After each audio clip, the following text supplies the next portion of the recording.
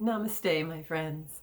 I know it's been a little while since I have come to you, since I've made a video. I had my boyfriend had surgery, so I've been helping him, taking care of him the last week. And I just wanted to check back in. I wanted to do an outside video today, but I got quite cold. It is snowing here in Maryland, and I'm grateful for it. We haven't had good snow in years, so I'm very grateful for the snow. Today, I keep thinking about the video that I put out last week regarding women of a certain age and weight and, keeping on top of how much we weigh. It's really been kind of eating at me a little bit. Oh, the other thing eating at me is realizing how much I play with my hair.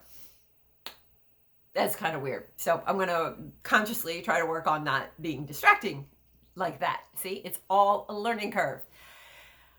So I know, women of a certain age, we do have these, our metabolism does change. And usually that change means it slows down.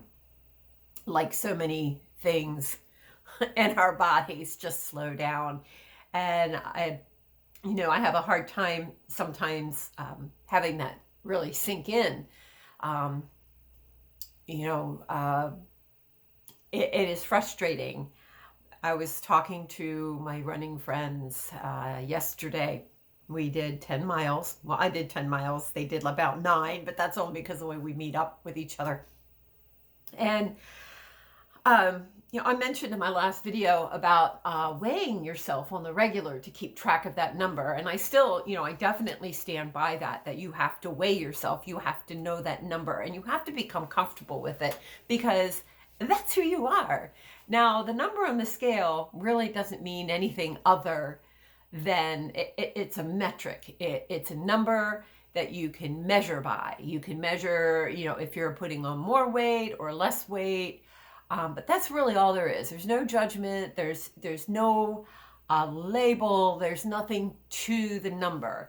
Of course, we do, again, I brought up health at every size. We do have to look at those numbers within reason, within reality.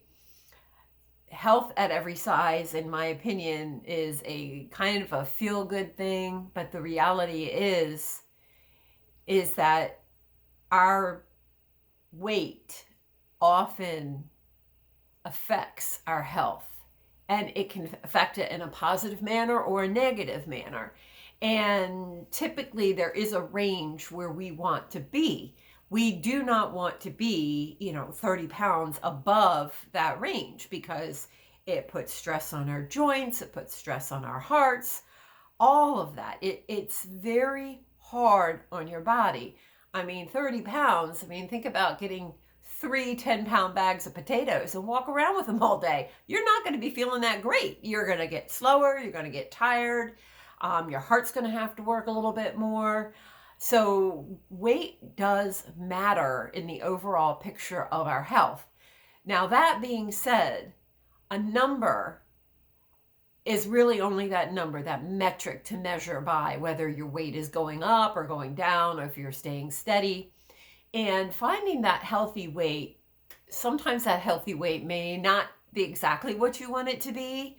I know my weight stays pretty darn steady where I am, but when I was training and running, my weight was significantly lighter than I am now, which means I was also thinner than I am now. I wasn't as thick.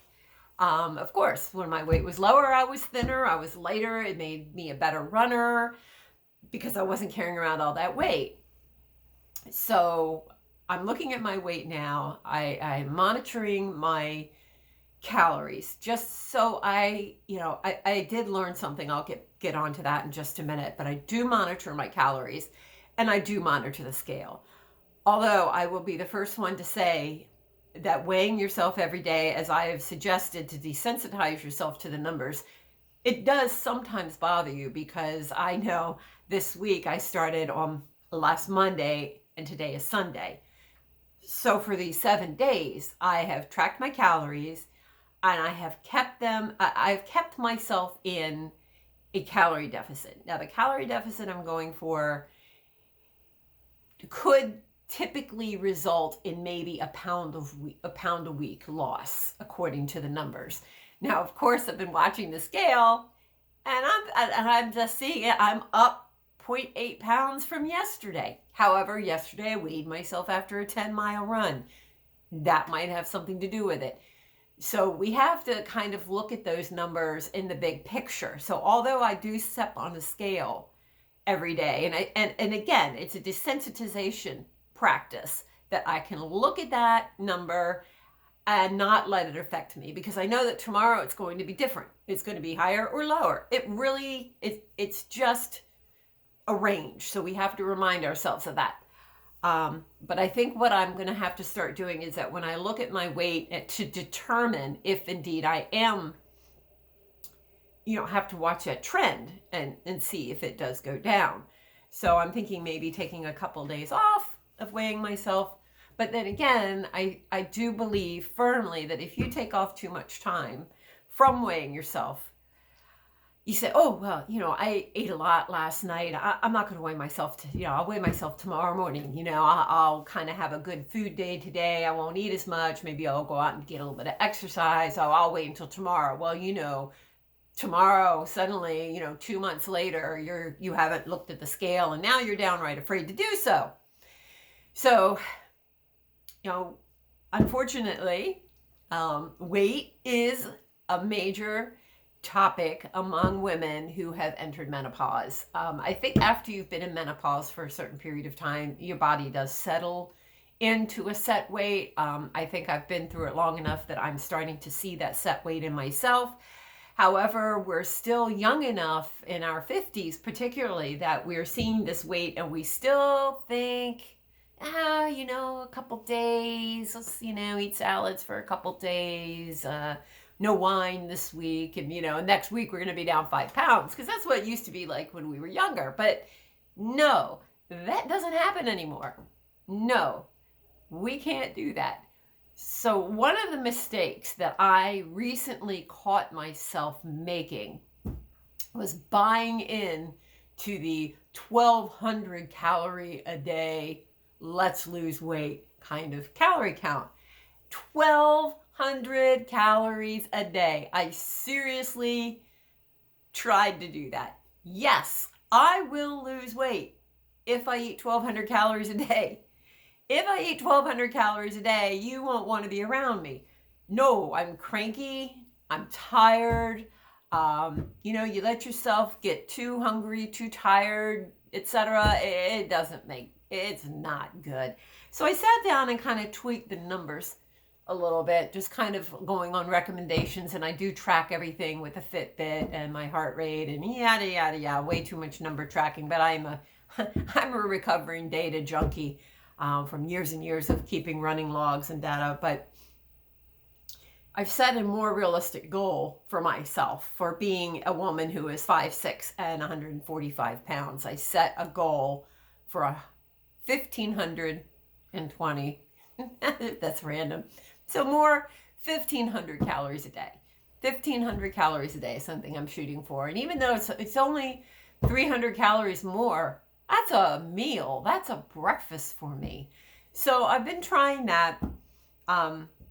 Again, it's hard to tell. This past week, I have burned a lot of calories this week, and I've eaten up pretty much the calories I burned. So we'll see what the scale looks like tomorrow. But I believe that tweaking things and not falling into these crazy myths of 1,200 calories a day. I'm sorry, but a woman in her 50s who has a full-time job and who wants to exercise and be vibrant, 1,200 calories a day isn't going to work.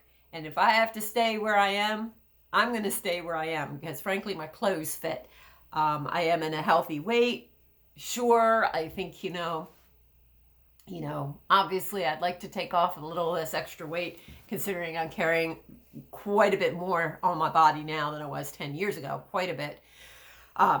But, I do want to just kind of go back and clarify what I said about weighing every day, that if you, just a practice to not connect yourself mentally, to not judge yourself, to not commit to that number on the scale, because that is only a metric that is here to benefit you and how you feel and what you think that you need to do insofar as your own health.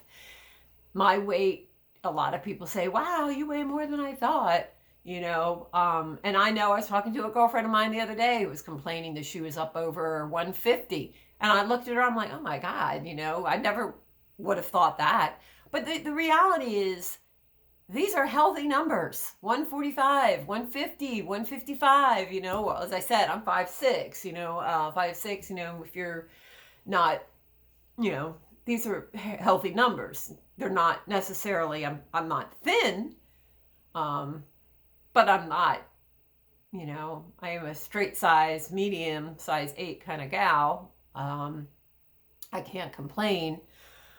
But all of this, to go into the goddess struggle of the weight gain, it's a reality. It's going to happen. So step number one, desensitize yourself to the scale. The scale is your friend. It is a tool that helps you understand how your body is processing, what your weight is doing, and it's going to help you in monitoring your health, and it's going to help you reach your health goals. Don't destroy the scale. Don't ignore the scale. Desensitize yourself. Detach your self-worth from the number on the scale. Please weigh yourself. Look at it. Be okay with it. And do this as a practice for your health. That number is not you. You are not valued or devalued by that number. End of conversation. I just wanted to check in on that and kind of, follow up on that weighing yourself kind of thing. So I'm going to get myself a little bit more organized, but I really just wanted to check in because I miss you guys. I would really like it if you would like my video. Maybe one person will watch it and subscribe to my channel because I do plan on posting at minimum once a week. Usually Sunday, Monday is when I'm going to post. I'll figure that schedule out as time moves forward.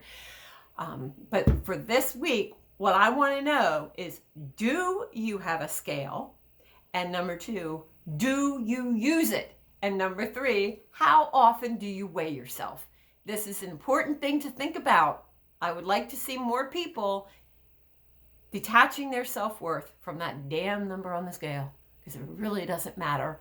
Thank you for listening to my rant today, and I promise I will get you outside with me this week, at least on a walk or a run, to see this beautiful snow that we have in Maryland. I love you guys. Namaste.